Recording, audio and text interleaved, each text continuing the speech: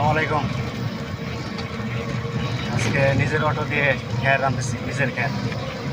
গরু খাবার ফুরিয়ে গেছে, তো ভালোই করে একটু খ্যারের পালা কিনেছি, তো সেখান থেকে আর কি খ্যার আনতেছি। হয়তো বাইনে করে আনলে কিছু টাকা লাগতো, তো নিজের যেহেতু গাড়ি আছে, তো এই জন্য আর কি নিজের গাড়ি দিয়ে অল্প অল্প করে আনতেছি। তো আলহামদুলিল্লাহ ভালোই খ্যার যায়।